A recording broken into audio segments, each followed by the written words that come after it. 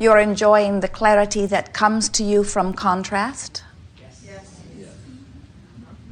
So as far as you can see, the greater the contrast, the better you like it, right? We always have to push it just a little too far, don't we? Contrast is a very good thing, though, isn't it? Because from it, you are able to focus. And as creators, focusing is the art that you most understood before you made the decision to come forth into these bodies. In fact, these bodies themselves are focusing mechanisms. You said, wouldn't it be a wonderful thing if a part of this huge consciousness that is me, you said, from your non-physical perspective, could focus more specifically into an individual personality, interacting with many others who are focused similarly, who want differently, who believe differently, who live and create differently. Wouldn't it be nice if we could just move about together, providing contrast for each other, giving each other an opportunity to come to new, clear conclusions? And that's what's happening here in this physical environment. You are interacting together for the benefit of one another. It's an interesting thing as we watch you, because most of you seem to have forgotten that your contrast is of benefit to one another, because you seem to want others to think and want and believe just as you do. In fact, it seems to be the dominant quest of humanity. Let's get everyone to agree with us. When you are defying the laws of the universe, you are certainly defying the intent that you held as you came forth. When Jerry and Esther first began interacting with us in this format, they talked about how well they get along. But Esther mentioned that they are not identical in all of their desires. And we said, if you were identical, it would have been necessary only for one of you to come forth. In other words, the variety in perspective and the variety in conclusion and therefore in desire that is summoned is what keeps the balance of this universe. It's what literally makes the world go around. It's what puts the eternalness in eternity.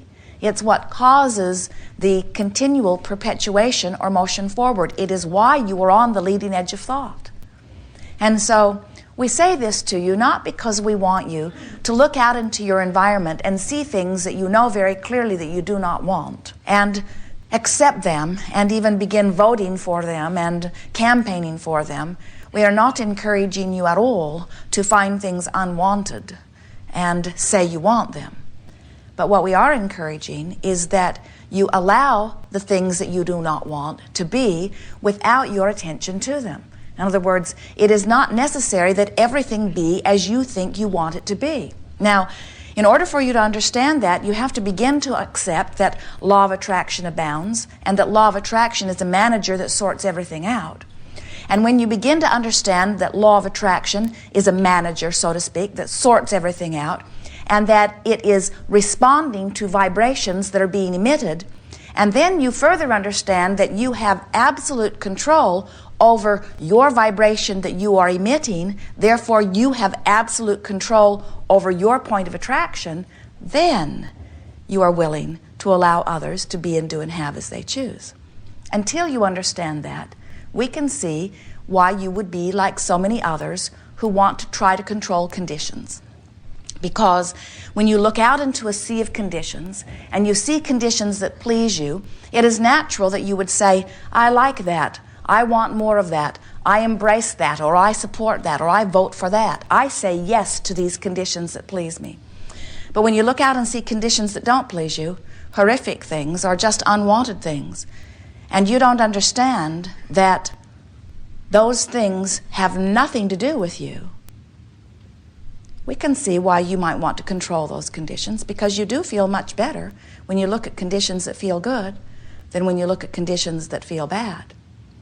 But the key for you is paying attention and, in fact, practicing what you give your attention to.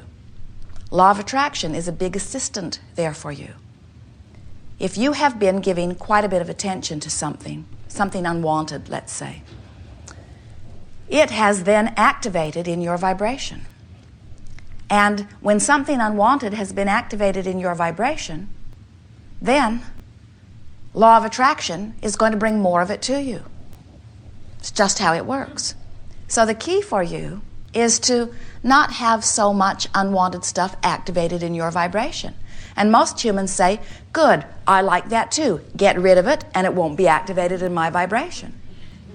And we say, you've been trying that and we think it's a good time for you to give it up, because after all of these eons of humankind attempting to feel better by controlling conditions, you talk about unconditional love. Most just don't understand what it means.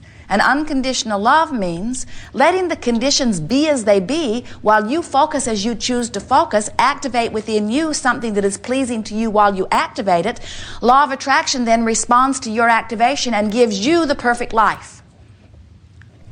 And a perfect life is rather easy to live if you will keep your nose out of everyone else's life. But when you look out into those imperfect lives and you say, someone should do something about that, and you activate the imperfection that they're living in your vibration so that now you're not very happy, and eventually you may even begin to manifest some of the very thing that you saw over there, then you come to a workshop like this and you say, how can I make my life better? Or how can I be of value to others? How can I assist others in making their lives better? And we say, if we were standing in your physical shoes and we were wanting to express through our example a message that would be benefit to most, to all, the message would be, I have decided to mind my own business, and my own business is one of joy. So anywhere that there is a possibility of joy being evoked within me, I give it my attention. Whether I'm perusing my memory of past, whether I'm examining the present fullness of now, or whether I am speculating into the future. Since joy is that which I am dominantly seeking, and joy is that which I am dominantly tuned to, joy is that which is dominantly emanating from me, and joy is that which law of attraction is dominantly manifesting for me. And that's the way you live happily ever after. Many of you say, but I'm happy, but I worry about those who are not. And we say, keep it up and you will join them. You say, well, I don't want to be unhappy. I want to be happy, but I want to help those who are not happy. And we say, then you must see them as happy. You say, but they're not happy. There's this problem and this problem. And we say, keep it up and you will join them. And you say, but I don't want to join them. I want them to be happy. I want them to be happy like me, damn it. I want them to be happy like I used to be before I noticed they weren't happy. And we say, only you can control the way you feel, and you can control the way you feel, but you have to decide that you want to feel good. And when you decide that you want to feel good and you begin practicing good feeling thoughts, then you activate vibrations within you that are dominantly good feeling vibrations, and then your life expresses that and you spread that everywhere you go. And so, how does one go about observing everything around, plenty of it good, plenty of it not so good, without feeling the discord of what is not wanted? How does one go about activating chosen vibrations rather than life experience seeming to choose them for you? And we say there are a few tools. One is being a selective sifter, wanting so much to feel good that you just keep looking for things that do feel good. The other is not a new tool, but we're speaking it to you in new terms here today.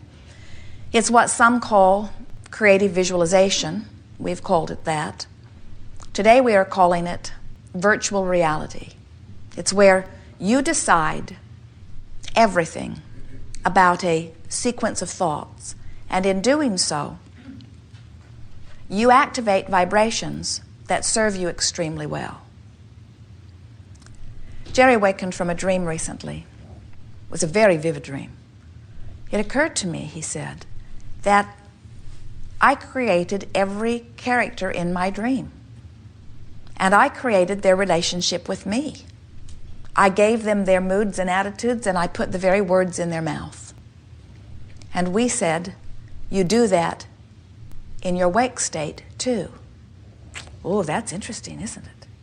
You mean everything that every person says to me or does to me or feels about me is my doing? Yes. Because you have practiced activating vibrations that you, without realizing, are activating in others. And further, law of attraction is managing the rendezvousing of everybody that comes to you. So if there was not an activation point that matched, you wouldn't be having the rendezvous that you're having to begin with. Sometimes we see you be standing in the middle of something not very much wanted. And you say, somebody should do something about that. Esther's line that she learned from a very funny dear friend years ago is, somebody should call somebody. Somebody should do something about that. And we say, somebody should. And that only somebody who can is you. You can change your vibration, and when you do, everything that touches you will change accordingly. So the virtual reality goes like this. You take on the stance of a film director, a creator of something that's going to be seen on the screen. And you choose where it will take place, what time of day it is, what the atmosphere feels like, what is the general mood of the place, how does your heart feel as you stand in the middle of it, who else is there, what is the mood or attitude of the other, what words do you exchange, how does it feel as you exchange them? Powerful creating. So, as we're moving forward here today, we'll assist you in choosing some virtual realities, and we'll guide you as you use them for this one tool. Now, we're going to speak this to you many, many times today. We're going to give it to you here. This is the reason for virtual reality. In fact, this is the only reason for virtual reality. This is why we think it's a good idea for you to do virtual reality. And this is the only reason that we would ever suggest that you do virtual reality. Virtual reality is for no other reason than this. There is only one reason that we want you to do virtual reality. We are really wanting you to hear why we want you to do virtual reality, because there is only one reason that we want you to do virtual reality. Would you like to hear the reason? To practice a dominant vibration that will serve you. Only reason. And it's a fantastically important reason. Because when you practice deliberately a virtual reality, what happens to you is you can then easily, anytime you want, activate that vibration that will serve you. And sometimes when life shows you something that you didn't mean for it to happen, but it activates another vibration within you that isn't serving you, if you've been practicing in your virtual reality a vibration that does serve you, you can get there really easily. So there's only one reason that we want you to play with us relative to virtual reality, and that is so that you can begin to make dominant a vibration within you that is of your choosing. Sometimes people use virtual reality or creative visualization as a means of fixing something that is broken.